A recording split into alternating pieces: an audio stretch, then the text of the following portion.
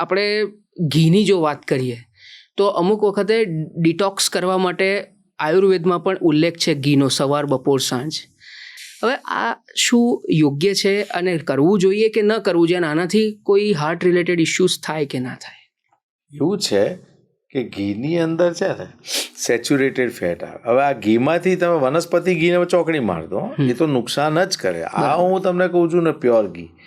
Pure ઘીમાં બી અમુક studies થયેલા છે અને એક તો લેન્સેટમાં પબ્લિશ થયો છે કે સેચ્યુરેટેડ ફેટ અમુક ક્વોન્ટિટીમાં લેતા હોય ને જે લોકો, એ લોકોને બ્રેઇન સ્ટ્રોક ને બધા સામે પ્રોટેક્શન મળે, પણ પછી માપ રાખવું પડે. તમને એક જગ ભરીને ઘી પીવડાવે. અને બીજું શું છે કે ગટ માઇક્રોબિયોમ નામના જે બેક્ટેરિયા જે તમારા જે સ્ટમક ને ઇન્ટેસ્ટિનમાં કરોડોની અબજોની સંખ્યામાં હોય, બરાબર છે, એમના પોષણ માટે અમુક ફેટની જરૂર પડે છે.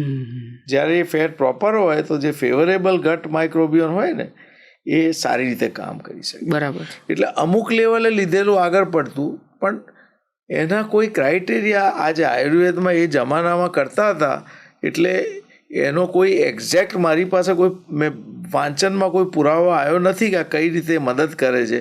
પણ કારણ આ જ હોય કે માણસનું પેટ ખરાબ હોય, આ હોય તે હોય, એટલે એક વખતે આ લોકો ઘી આખું પી લે ને એટલે બેક્ટેરિયા જે બી ખરાબ બેક્ટેરિયા હોય એ બધા નીકળી જાય અને એક મીડિયમ કદાચ સ્ટમક ને ઇન્ટેસ્ટિન અને આ કોલોનમાં મળે કે જ્યાં નવા જે કામના બેક્ટેરિયા સારી રીતે ગ્રો થઈ શકે.